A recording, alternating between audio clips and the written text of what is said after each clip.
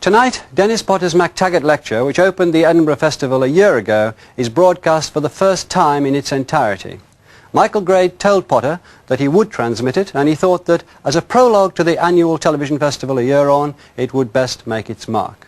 For an hour in Edinburgh last year, programme makers and television executives listened, very uncomfortably at times, to a testimony warning of a BBC which was losing its confidence, its character and its way, according to Dennis Potter. Behind the inevitable character lashing is a sometimes wild but sincere and passionate mandatory message. Television was Potter's creative life. A year on, those in his sights will understandably be claiming victory now as the BBC has won its charter renewal. But Potter, according to his close friends, would be asking, at what price? Dennis Potter decided to devote his talents to television drama. But his disenchantment with the direction of today's television ran deep. If he were a young writer starting out now, he said, he would choose a different medium for his work. Although delivered to the rather incestuous annual gathering of the television industry, this MacTaggart Lecture goes wide. It's about being a citizen or a consumer in the UK PLC, where the PLC appears to have overrun the UK, and the bottom line has become the policy of lowest common denominator vision. By taking us back to his experiences growing up in the Forest of Dean, he demonstrated how broadcasting, first the wireless, then television, transformed his horizons and ambitions while bringing us as a nation together. Only connect, Dennis counsels his television colleagues today. Connect is something Potter's players always do. Connect is what he achieves with this extraordinary lecture. Roll along, prairie moon, roll along while I croon. Shine above, lamp of love, prairie moon.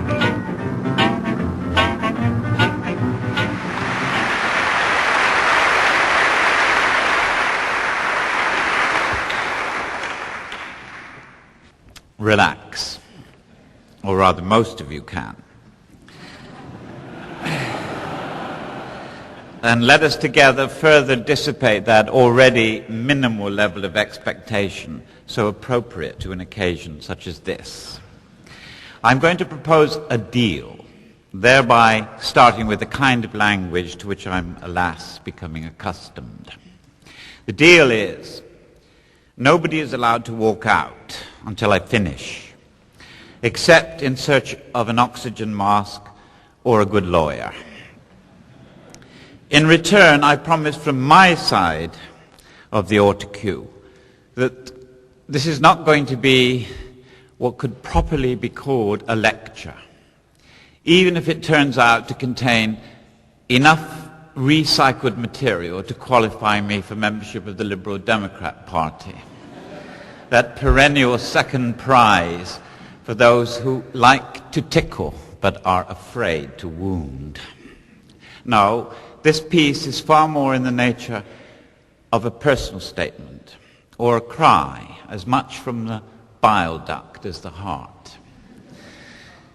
I recently and profitlessly visited Michael Green, a big man in our business, a personable fellow, who must nevertheless be held partly responsible for the predictable disappointment known as Carlton Television.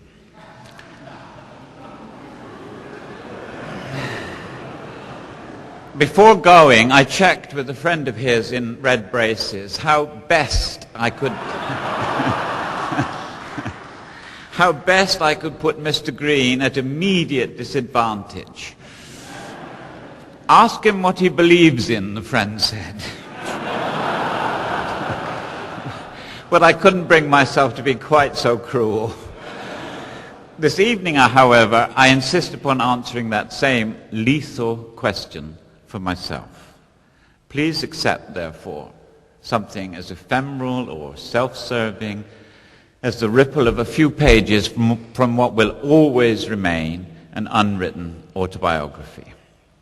But in order to damp down the smolder of an individual voice, whose cadences are almost by definition troubling to the mass media, I should do my level best to pitch these few thousand hastily assembled words at about midpoint between, say, a caterer and a passably humanoid robot, thereby spanning the entire range of what was always somewhat amusingly called independent television, and what now in nostalgia only is still occasionally termed public service broadcasting.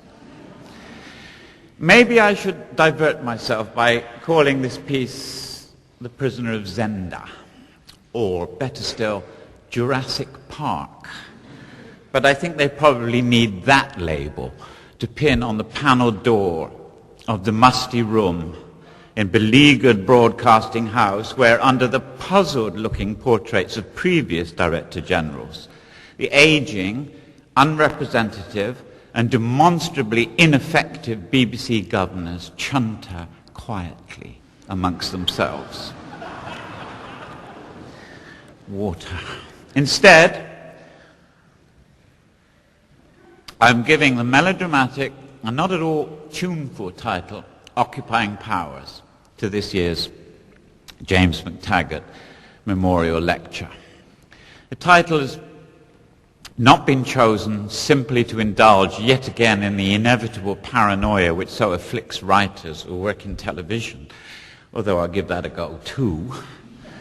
No, I call this Occupying Powers so that I can reflect behind the barricade of metaphor about what it really feels like for many others besides myself who sell their services and some of their passions to the strange new generations of broadcasting managements and their proprietors. More than that, wider than that, I want to use the title Occupying Powers to reach out beyond our parochial concerns and grapple with a few thoughts about what it means to be a citizen, or do I mean a consumer, in the United Kingdom PLC, where 2/3 of the population live on incomes below the national average of £250 a week. Almost 5.75 million exist on less than £100 a week. 3 million are unemployed. 3 million children live in poverty. 1/5 of the young are innumerate. And the chasm between the highest and the lowest paid is wider than at any time since 1886, and Dave Lee Travis has resigned from Radio 1. What is at the heart of such a distorted society? Quote, broadcasting is at the heart of British society. The structure and composition of the broadcasting industry, the purpose and motivation of broadcasters, and the programs and services they offer are vital factors in reflecting and shaping that society, unquote. Well, I too would like a mirror that reflects and shapes, but these are the words of the BBC at its most ponderously anodyne as it responded to the government's green paper on the future of the corporation. The ideal colour for this and a few other such BBC replies to the green paper should have been a touch more lily-livered, or if you like, lily-livered in their hues.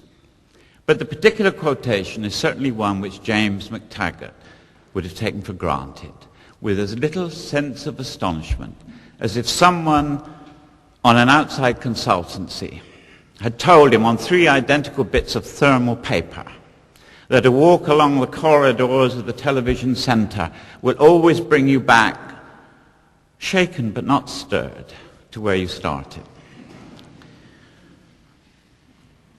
Jimmy was my first drama producer at the BBC. He was in charge of Vote, Vote, Vote for Nigel Barton.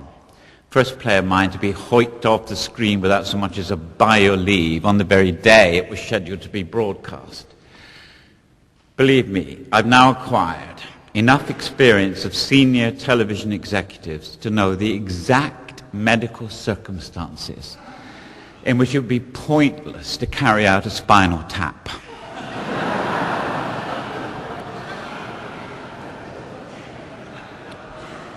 But at least a few prominent people at the BBC had by that time moved a trifle closer to the demotic in the spoken, if not the written word, and the then head of drama appeared to be so troubled by the play's outrageous implication that some party politicians were from time to time on nodding terms with overt cynicism, that he asked me why I wanted to shit on the Queen. He must already have known that this is not a particularly easy thing to do from a kneeling position.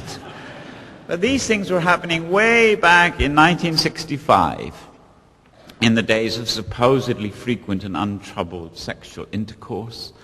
The not entirely dissimilar white heat of technology as promised by Harold Wilson, another long-winded way of saying up you, and the rather slower burn of the Wednesday play. Jimmy MacTaggart and his bushy-tailed acolytes used to sit around somewhere in the fifth circle, talking with a younger conviction about the evident iniquities of the BBC management, the tapeworm length persistence of BBC cowardice, and the insufferable perversities of the BBC threat to the very existence of the single play. You can imagine how much greater our indignation would have been had we known at the time that we were sitting slap in the middle of what later observers were to call the golden age of television drama. Back in those good old days, there was a bureaucrat in every cupboard and smugness waiting with a practiced simper on the far side of every other door. I recall these things in order to offer up at least one small strip of sticking plaster for the suppurating wounds of the poor wretch who is the present Director General, the 12th and not actually the 13th to hold such an exalted, if fully taxable, position.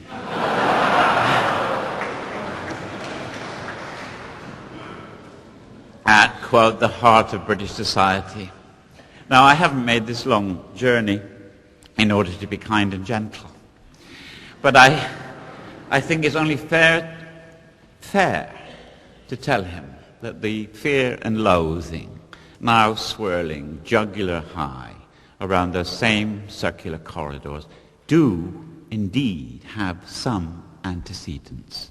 And it was always possible to measure the distance between so-called management and the so-called creative by the time it took for a memo to go in one direction and a half brick to come back in the other.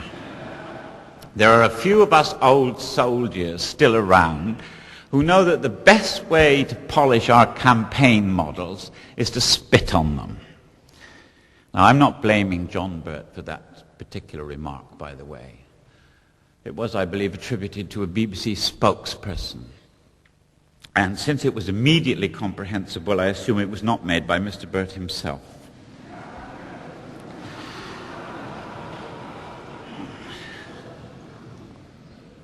It's a wretched thing to have to say, and certain not disinterested newspapers have made it more difficult to say, but it's a fact, known by my own experience, and without the faintest possibility of doubt, that there are legions of troubled and embittered employees at the BBC who can scarcely understand any of the concepts of the new management culture, which the present and so often unfairly abused Director General tries to enunciate.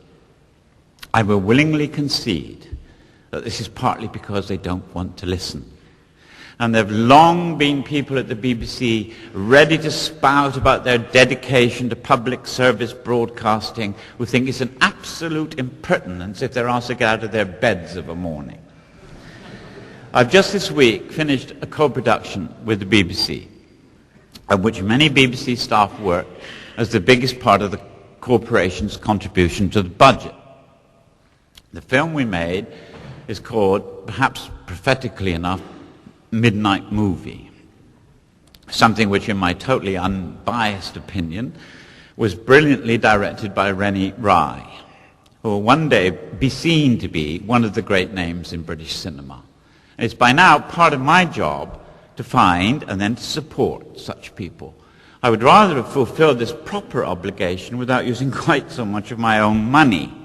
Unfortunately, Midnight Movie was not about a one-legged dwarf with an enormous cock and certain understandable priapic problems. And so perhaps wisely, the properly cautious people who run that near quango called British Screen could not help me with the budget.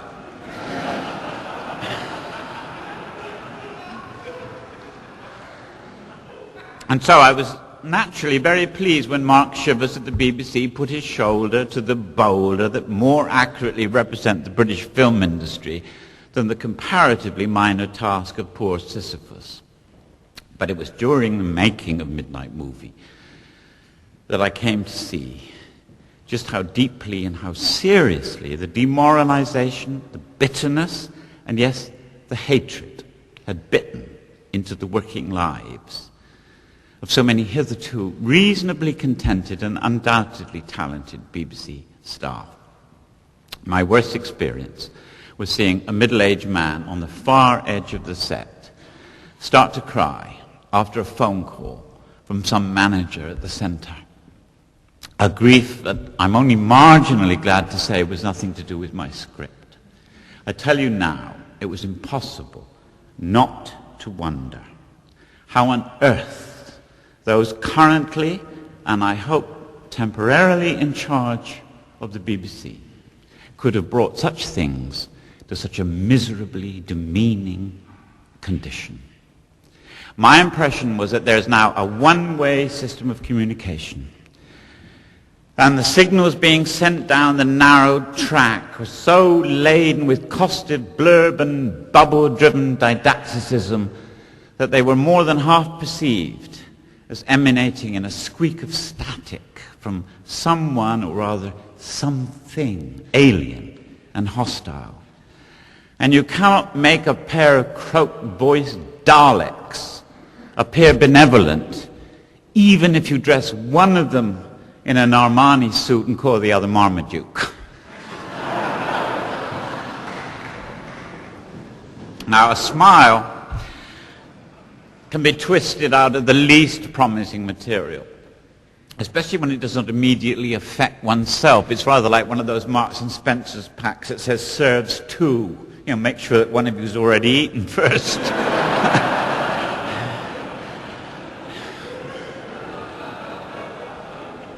When making Midnight Movie and watching and listening to what was going on at the BBC, as it trims down its staff almost as fast as it loses its viewers, I was struck, and not for the first time, by how much the shifts and turns which seem particular to any one large institution can in themselves be seen as a model for the wider society in which all of us live.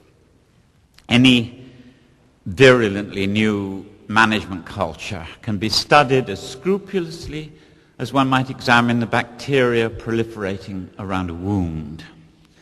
Both are the response to previous damage, made worse by infection picked up from the outside world, the ideas in the unclean air, so to speak. The glories of privatization and the brutalities of the unshackled market, as unleashed by Mrs. Thatcher and her successor ideologists, were always likely to rattle a few of the professions, and sometimes rightly so. This genuine radicalism, rare in British politics, can more or less honestly hold up the battle banners of its occasionally healthy and often vicious indifference to the old class-ridden, status-conscious cultures of Great Britain. This iconoclasm fractured many old attitudes, many old bonds, and even many whole communities. The cry of yuppie to yuppie sounded in the land, as chilling as any call from the carnivores in swamp or forest. And the deep hatred of any other claim, any other way of seeing, of anything other than the forces of law and order in the public domain, was always going to be arrowed with poison-dipped barb at the slow, decent, stumbling and puzzled giant run from Broadcasting House. And thus it is in model form that the turmoil, the distress, the dogma-driven rhetoric, the obtuseness and the spluttering aggressions at and around the BBC can also be picked up in similar shapes, cries, contortions, and almost identical bluster from both sides in so many other areas of our national life. We have been at war with each other, and some of our fellow citizens have felt that bits of their very brain and fibers from their very soul are being crunched with the other apparently all-important numbers in the computer. No wonder that out there's talk of moral panic and a sense that our feet are scrabbling about on loose scree. Moral panic, loose scree. Any moment now I should be talking like a newspaper editorial. May the shades of the kirk protect me from such ignominy. But let me gently slide in the needle at this point to inject one of those psychotropic reagents that can for a while stimulate into strange new activity a previously slumbering cluster of brain cells. I'm looking to find the kind of juxtaposition that most economically tells a tale. And here's one worth thinking about. At the time that Rupert Murdoch was anxiously trying to gild, if not renovate, his image, while lobbying to prevent his cable television company coming under the same rules and regulations that apply to other British television companies, he announced that his main company was going to fund a new chair at Oxford University to the tune of £3 million. It was to be called... I find it difficult to keep a straight face. It was to be called the Murdoch Chair in Language and Communications. Jesus Christ. But the announcement came with cack-handed timing on the very same day that the Press Council formally, and of course ineffectively, censored Murdoch's son for calling homosexuals poofters. Some language, some communication. Now Murdoch did not turn up at the ceremonial meal to mark the largesse at Oxford. There's always a place where the gap between the cup and the lip could be measured by more than an inch of the sardonic. But Rupert has a touch of cruelty in his makeup. He sent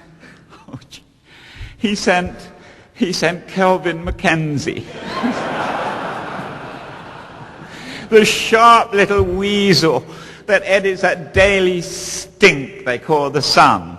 And the maladroit fellow had to sit and chew and probably even dribble a bit between two professors.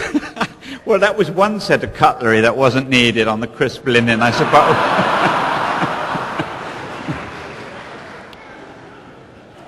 But I hope, for the sake of all concerned, that the two professors were from the anthropology department.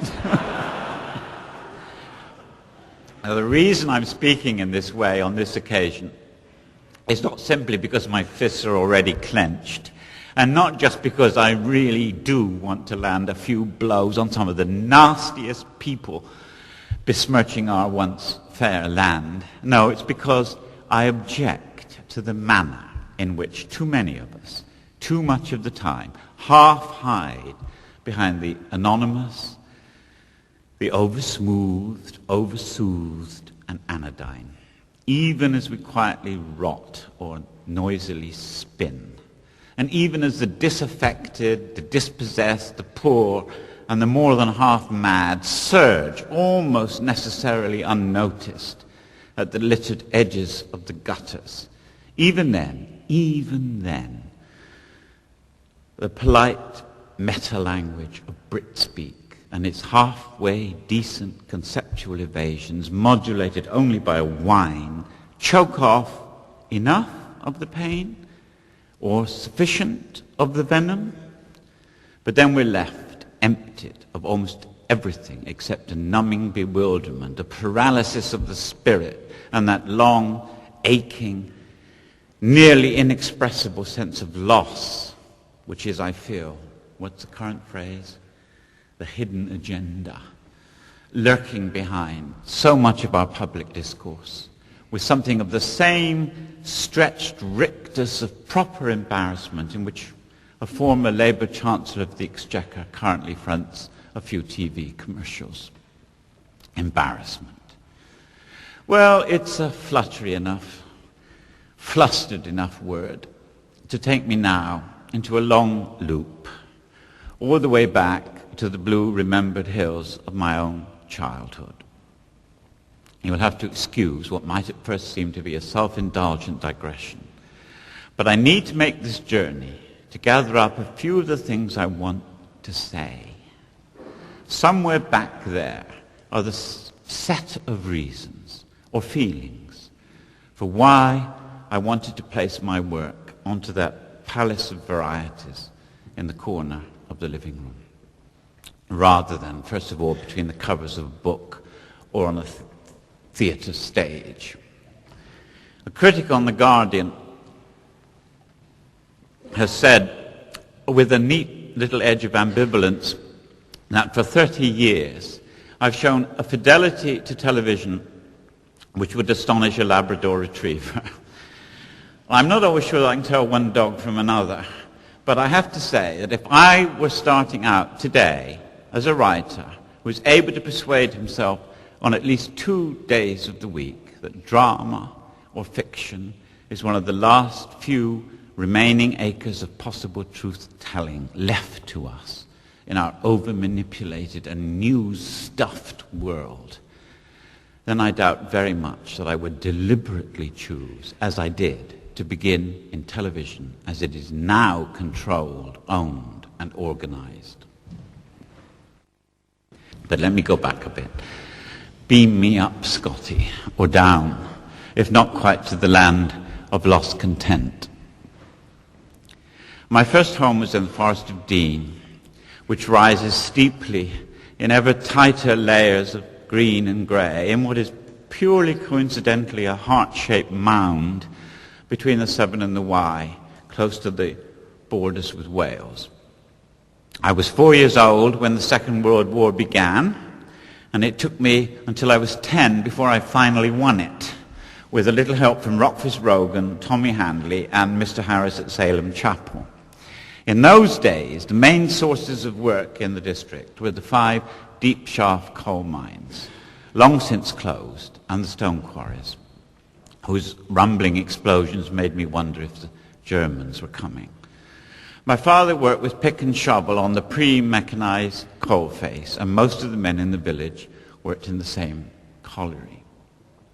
The school, long since abandoned, had windows too high for a child to look out of, gravestones of dead foresters right up to its back wall, and a big locked cupboard of books, real books. And how to break into it after hours was for me an avid but wholly secretive preoccupation, which, if only I'd had the courage to put into reality, might well have begun the passage into just sufficient criminality and bad faith to allow me in later years to write a television franchise application. The forest had long been fairly isolated from everywhere else, even Wales. And between the boundaries of the 2 rivers, it had become almost suffocatingly interned. The speech, for example, was so broad, so full of forgotten English, so buttered with thee and thou and heist, which is hissed, or listen with urgency, or sorry, which is sirrah, that it could almost be said to be a dialect. Where bist thou going, old butty? Chun as I con, sir, it's just as I begun. Well, doesn't thou start yowling at me, mind, else I shall sort thee out. An almost test-tube perfect case for assessing the impact of the mass media, the motives of those who own it, and the consequences for the people who experience it. There it was. The pit, the chapel, the brass band, the rugby team, the speech. I don't know how to explain this to you. I don't know how to make you understand. But it was tempered or maybe diminished for me by the fact that my mother was a Londoner, the daughter of a Forest of Dean woman who had gone into what was called domestic service, that is being a skivvy, in the distant capital, and who'd exchanged that near slavery for the drudgery of marrying a Hammersmith plumber and bringing up 10 other children beside my mother in a variety of rented and mostly terraced houses. My mother came to the Forest of Dean on a weekend char-a-banc trip to visit her strangely spoken and flushless toileted relatives, and was duly impressed by my father's ever-shy little smile, gentle little delicacies, sparklingly well-polished shoes, and most importantly of all, perhaps, the way he sang, "I'm painting the clouds with sunshine," with an emphatic, if hardly necessary, double stamp of those same well-polished feet to mark each otherwise wistful chorus. My throat narrows. You're not supposed to talk like this in our country. When I hold back a tear to let a smile appear, I'm only painting the clouds, with sunshine. Would someone with a hard face please protect me from those sickly and sugared old tunes? They tinkle their simple sweetness and yet somehow complicated accusations out of the most personally demeaning residues of what had seemed to be lost and gone forever. I'm fairly sure, as a soiled adult, slowly disintegrating into advanced middle age, that it's salutary for each one of us to look back on our own past with more than a degree of tender contempt. But there are a few still lingering and probably still mocking syncopations which can remind us, however faintly, however ambiguously, that the usual deadening materiality of things out there, or the insistent present tenseness of the implacably busy world, is other than just what we see. There is too a wonder in and of our shrunken mortality and our scrambling appetites, which may be prayer, may be drama, may be just a song or a dance or a breeze in the air, can sometimes fleetingly catch hold of. That is why, as I bent over the blank page, I allowed Arthur Parker, the haplessly dishonest and helplessly adulterous sheep music salesman in Pennies from Heaven, to lift his head in pained recognition as painting the clouds with sunshine throbbed along the middle eight. And because he was better than he seemed or wanted to be, and knew in some part of his tawdry soul that those wisps of song were chariots of grace, like the Psalms of David. And then I hanged him. Or rather, that was what was supposed to happen in the last few pages of a 6-part script, which I'm sure in my own mind was only commissioned because a few people at the BBC felt just a little guilty about the banning of brimstone and treacle in the previous 12 months. That's the way things used to work, a smack and then a kiss. And then the new head of drama looked at the script, listened to me talk, shuffled a bit in his sockless sandals, and then asked with the faintest tinge of alarm or incredulity, "What, you mean they pretend to sing in every episode?" But as I say, I never did get to see Arthur Parker descend through the trapdoor on the studio-designed scaffold. The clock had ticked on in the final studio session, and exactly on the hour. Just as Bob Hoskins had swallowed in his no doubt suddenly dried throat, the BBC Sparks pulled the plug. Sorry, Gov, and all that sort of stuff, which is also part of the old BBC. No matter how many times you hear the word dedication from the union side in the current brouhaha at the corporation. I've got to find some water, excuse me.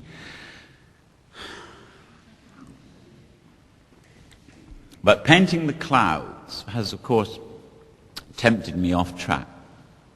It was sung in an England where everyone was supposed to know his place. And it felt like it too, no matter what the song. I grew up and grew away in that English manner from kith and kin, whose talents had been so long unused that they were now all but unusable. It began to seem to me, with the sly whispers of academic success in my ear, that their expectations had been made to shrink to little more than the width of the room. Our own land was in the hands of others, and these others were not interested in our growth or emancipation, and that is what defines an occupying power.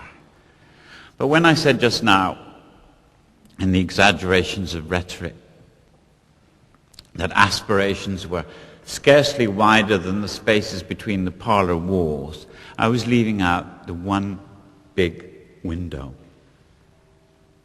And it wasn't the one made of glass.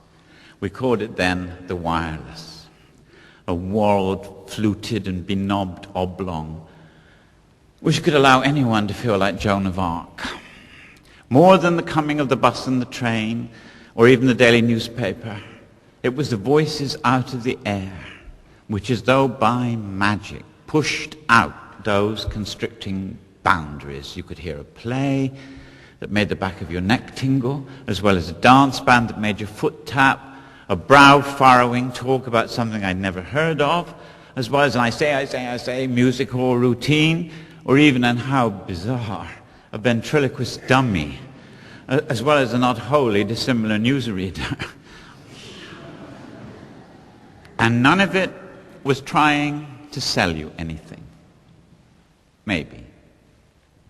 I wouldn't dispute for one wayward whistle or crackle that the BBC of my childhood was not paternalistic and often stuffily pompous. It saw itself in an almost priestly role. But at a crucial period of my life, it threw open the magic casement on great bounces of mindscape, at a time when books were hard to come by, and when I'd never stepped into a theatre or a concert hall, and would have been scared to do so even if given the chance. Of course, the characteristic media ploy of separating the popular from the serious, which often means the distinction between the solemn and the lively, and not just the truncheon-like measuring rod of class and educational status, of course, yes, that process had already begun with the split between the home service and the light program. But such a parting of the ways was nothing like as rigidly mapped out as it is nowadays, where listeners are presumed to be walking about with one of the digits 1 to 5 tattooed like cattle brands on their high, middling, low, lower, and yet lower brows.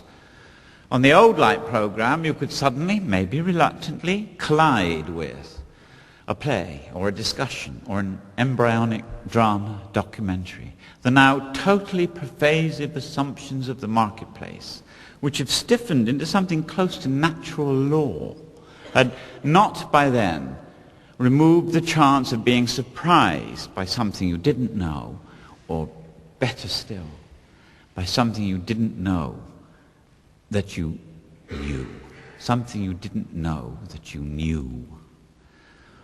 When there's a certain type of functionary on the other and more powerful side of the desk, or when faced with a particular kind of audience, I'll admit that I'm quite ready to be a churl in sharpened hobnails, as I hope to show a little later this evening.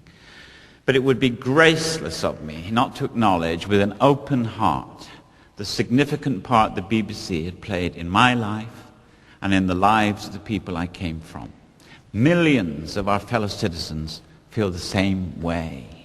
For there have been all too few British institutions of any size of which one could say with hand on heart that they truly work, that they are the best that is. I place quotation marks around best because the potential vices of any form of moderated paternalism are all too clear and were too often demonstrated in the old BBC monopoly. first and for longest in radio and then for many years in television. Paternalism has been defined as power with a conscience, and it can also be arrogance without a banana skin. This is what we think is good for you. Sounds much too much like that wretched hospital the other week which allowed a patient to die rather than modulate his little package of prejudice. The lawyers have got this. I know, I didn't say that. Okay. The dangers of the older view of how to run radio and television are, unless faced and redefined, sufficiently troubling to leave enough space for someone such as Rupert Murdoch to drive a golden coach and a team of wild-eyed horses straight through the gap.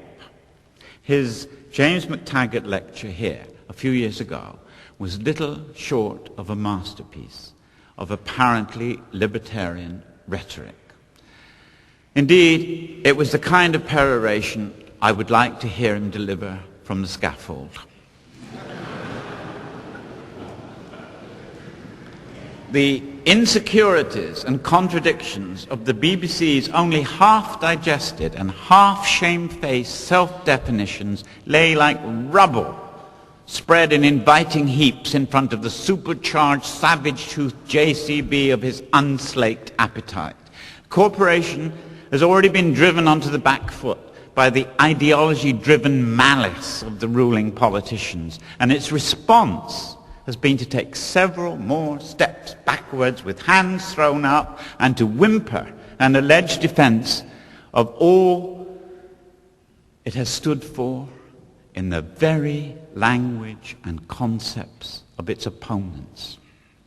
This palpable ambivalence and doubt, where you pretend to be the commercial business that you cannot be, has led to the present near fatal crisis, where it seems to be thought that the wounds, often self-inflicted, can only be staunched by shuffling about processed words about a new management culture. Management of what?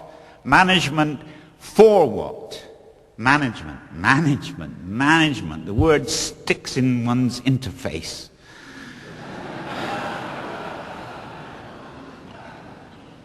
Please excuse me if I dare to laugh, but I know that each age, even each decade, has its little cant word coiled up inside real discourse, like a tiny grub in the middle of an apple.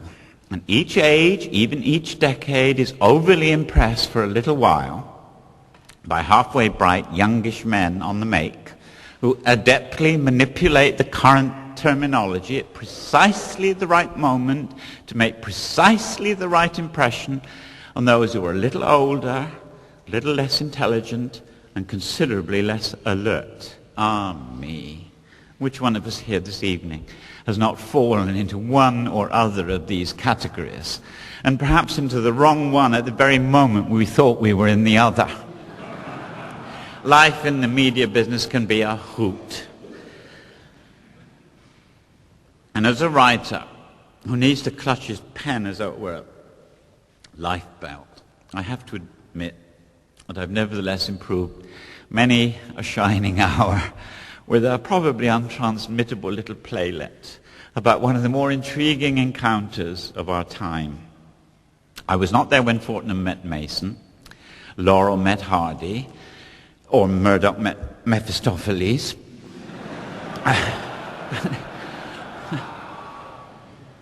But I would have given my old thesaurus or my new sequence of Reader's Digest prize draw numbers to have been a hornet on the wall at that surely entrancing, fascinating, maybe even comical occasion when dear old Marmaduke first met dear young John, and each of them sort of half discussed what was sort of half wrong with the greatest broadcasting organization the world has ever seen. Where, I wonder, did they meet? Who was the first to smile lethally? Who said structural walk-through as he ordered the mineral water? And did the waiter say, pardon? Was the table well laden, and did it groan when the unadvertised post of the 12th and not the 13th Director Generalship was finally settled? And were the aging governors of the British Broadcasting Corporation waiting and twitching and nodding amongst themselves in some cramped little area decently set aside at the front of the room where you deposit your hats, coats, tightly furrowed umbrellas, and in the case of one of them, your spare honk if you love Jesus car stickers?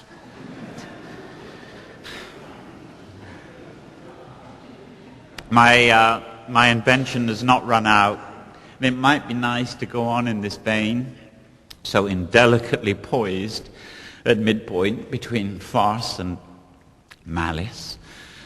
But the temptation to dish back what has been so wantonly dished out must be resisted. After all, a laugh has such a close physiological resemblance to a scream of outrage. So what I ought to do in the concluding sections of this piece is to put the polemic on the back burner, where it can ooze and bubble away into a very nice soup we can all taste later, and with long spoons if need be. It's too easy to accuse others of betrayal when you're not ready to acknowledge your own. I remember the way in which I made the journey up the tick, tick, tick, tick examination ladder all the way to Oxford. Teachers love to get their hands on a bright and pliant child, and they do not consciously give wing to the invisible worm that flies in the night, bringing the blight of an especially English type of betrayal deep into the "oh, look at me" folds of the most precocious bloom. You're first made to feel a little different, and then you want to be different. And although you know what you gain with your little Latin and less Greek, you do not for a long time realize what you've lost. The glittering prizes are there, all right, as they always have been for a few, and not all of those few can be described as stout of heart. Glitter, glitter, little star, how seldom we wonder what you are. But when a little of the sheen sticks to your own eager fingers or glints in your own deliberately wide eyes, you soon come to use the refractive light to see into the cozy and otherwise secretive little corners where those with real power smile so affably at each other. I soon enough came to know in the Oxford of the 1950s that those beautiful spires are not so much dreaming as calculating. It took an indecently short time for me to decide to become a politician, and that was only partly because I wanted to open for others the doors which had been opened for me. I had developed a superficially astonishing ability to be, as tonight, eloquent, aggressive, and sanctimonious all at one and the same time, as well as the useful knack of smiling with my mouth only in what must have been an instinctive rehearsal for a future hypothetical question.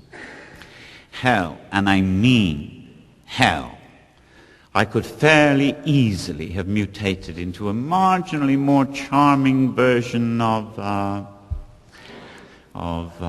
name. This is a Kirk. The devil will surely claim me. Tick one of many boxes and pick a name for yourself.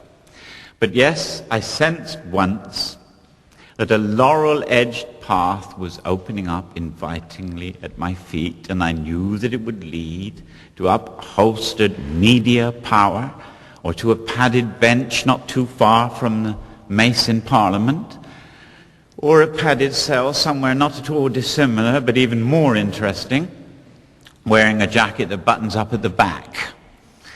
Instead, and in what I now see as a mysterious act of grace, I had what must be a version of a middle course chosen for me.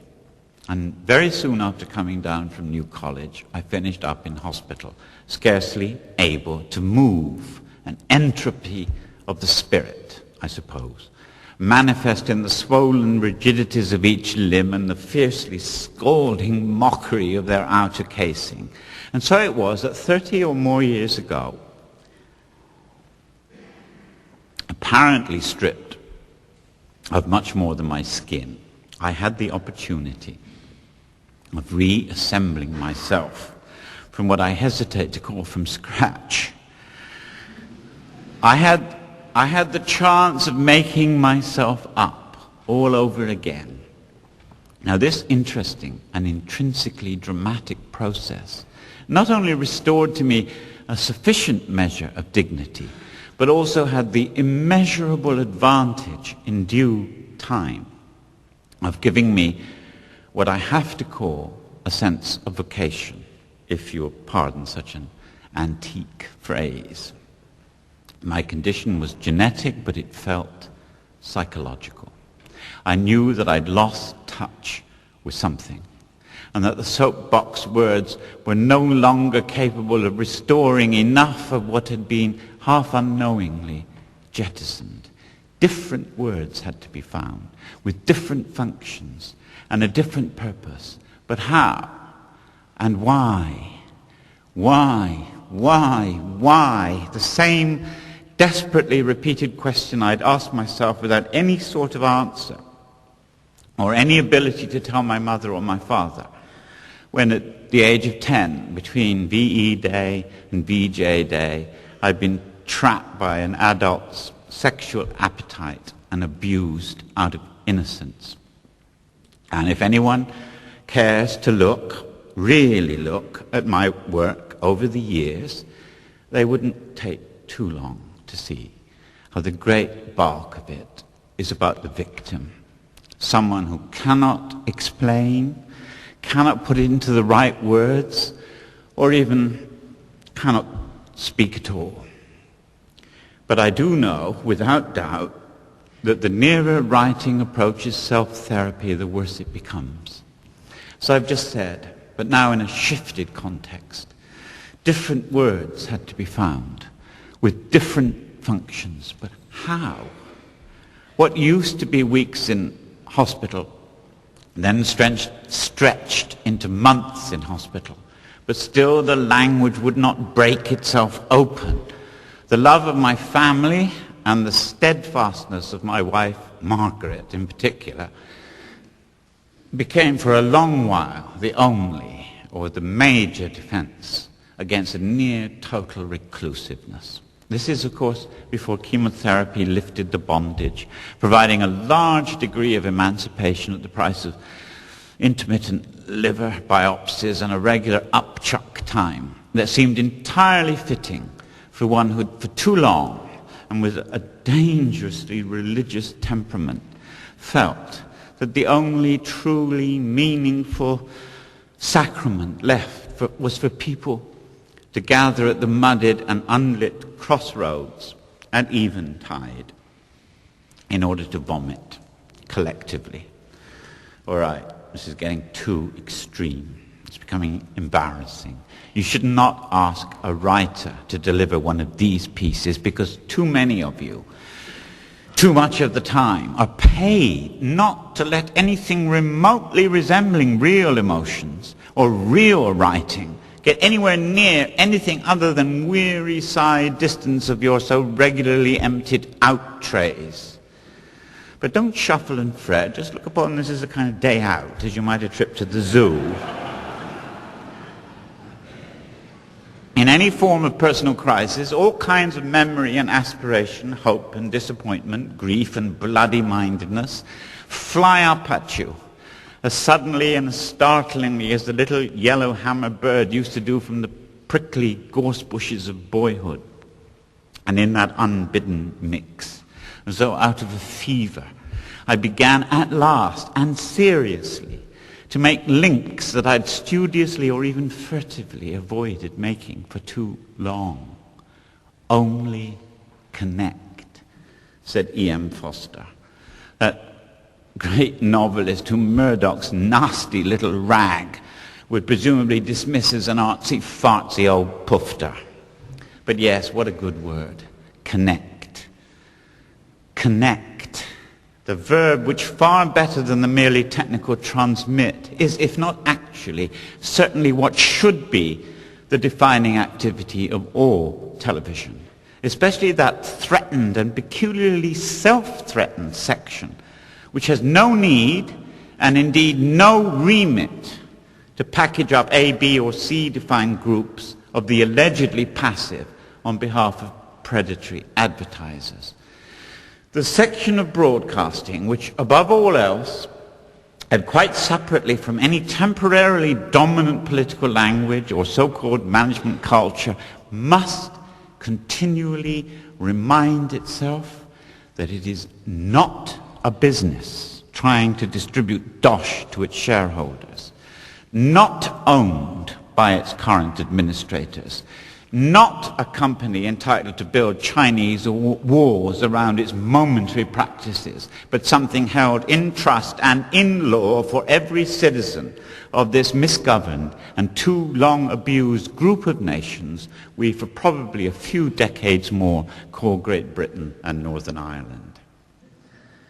I've already described with real gratitude how the radio days of my childhood widened the horizons and sometimes made them shimmer. Those plummy voices spoke as though from another land, and yet they did not seem to be trying to make one a stranger in it, let alone a shopper. I think even that they were trusted, unlike virtually all other manifestations of power and authority. But perhaps this was partly due to the fact you couldn't see the pictures. And radio people too often quote with pride the child who so famously said that she preferred the radio to television because the scenery is better. Television could scarcely resist calling itself a window on the world, as it did in its early days, even using the subtitle on Panorama. But windows have frames, and the frames are part of a structure that's already been built. I've said many years ago, and on the television screen, it's often when the set is switched off that it actually picks up a direct or true reflection of its viewers, subdued into a glimmer on its dull grey tube. When the set is on, alive with images, the window analogy persists. Because away from the expensive brilliance and often genuine sophistication of title sequences, logos, and the commercials, most of television, most TV journalism, most of its decidedly overlong news programs, all of its proliferating soaps, most of its dramas, pretend or assume or wish that the picture in the frame, adjusted for a laugh, a snigger, a gasp, or a tear, is showing us things as they really are. So-called naturalism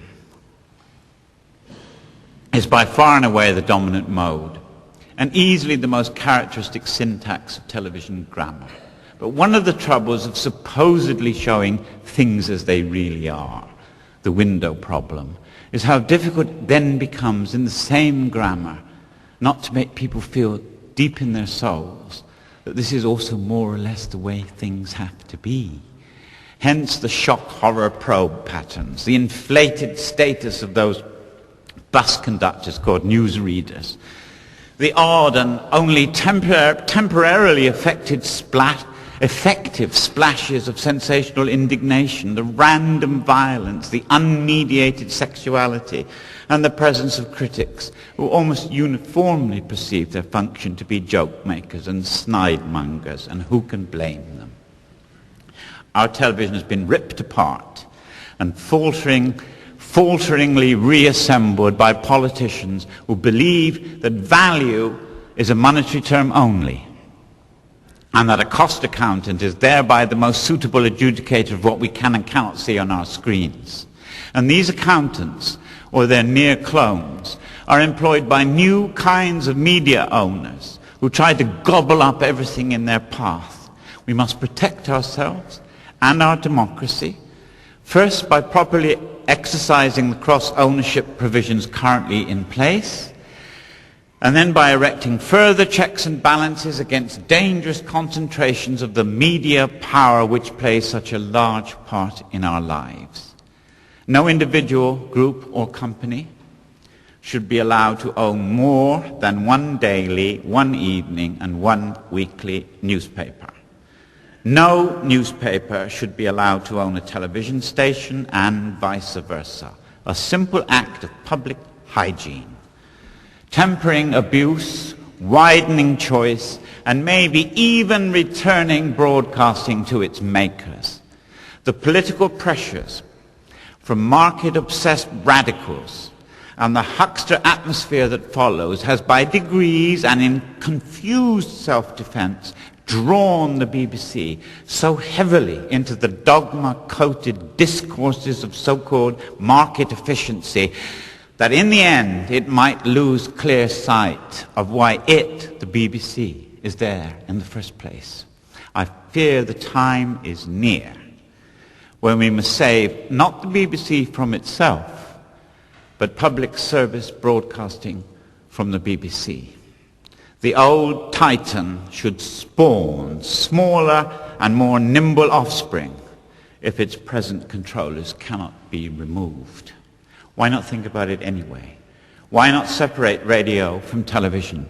Why not let BBC Two be a separate public service broadcaster? Let's begin to consider afresh how the thousands of millions of pounds of licence money could be apportioned between 2, 3 or 4 successors to the currently misled corporation. One of the successors could certainly be a publishing or commissioning authority on the model of Channel 4. Indeed, Channel 4, if freed from its advertisements, could continue to evolve out of its over-precious remit into a possibly good model of the kinds of television some of us seek. Michael Grade is becoming by default the new Director General. And the ironies, if not the comedy of such an unexpected grace, remind me that it's time to wind down before I exhaust myself in my own restraint.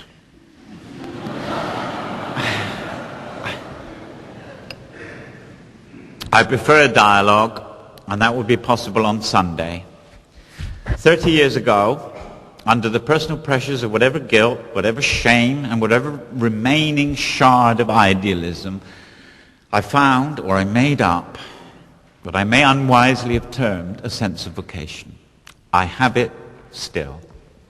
It was born, of course, from the already aborted dream of a common culture, which has long since been zapped into glistening fragments by those who are now the real, if not always recognized, occupying powers of our culture. Look in the pink pages. See their mesh of connections. Open the Sun, measure their aspirations, put Rupert Murdoch on public trial and televise every single second of it. Show us who is abusing us and why. Ask your public library, if there's one left, to file the television franchise applications on the shelf hitherto kept for fantasy, astrology and crime bracket, bizarre bracket. I was exceptionally fortunate to begin my career in television at a time when the BBC was so infuriatingly confident about what public service broadcasting meant that the question itself was not even on what would now be called the agenda. The then ITV companies shared much more of this ethos than they were then willing to acknowledge. Our profession was then mostly filled with men and women who mostly cared about the programs rather than the dividend. And the venomous hostilities of the small minority who are the political right, before its wholly ideological transformation into the type of venal, wet-mouthed radicalism which can even assert without a hint of shame that there is no such thing as society. Before those people had yet launched their poisoned arrows, clunk they go. Clunk, clunk, and lo and behold, we have in the fullness of such darkness been sent unto us a Director General who bares his chest to receive these arrows, a Saint Sebastian, eager for their punishing stings. The world's turned upside down. The BBC is under governors who seem incapable of performing the public trust that is invested in them, under a chairman who seems to believe he's heading a private fiefdom, and under a chief executive who must somehow or other have swallowed whole the kind of humbug-punctuated pre-privatization manual which is being forced on British Rail or British Coal. But I don't want to end on a malediction. Let me remind myself of how to paint the clouds with sunshine. I first saw television when I was in my late teens. It made my heart pound. Here was a medium of great power, of potentially wondrous delights that could slice through all the tedious hierarchies of the printed word and help to emancipate us from many of the stifling tyrannies of class and status and gutter press ignorance. We're privileged if we can work in this, the most entrancing of all the many palaces of variety. Switch on, tune in, and grow. I hope it's clear by now that I happen to care very much about the medium that has both allowed and shaped the bulk of my life's work and even my life's meaning. However, I do have the odd hour or two in each day in which to pretend to be St. George rather than St. Sebastian. I therefore hereby solemnly and formally apply in front of witnesses of substance here at the Edinburgh International Television Festival for the post of Chairman of the Governors of the British Broadcasting Corporation.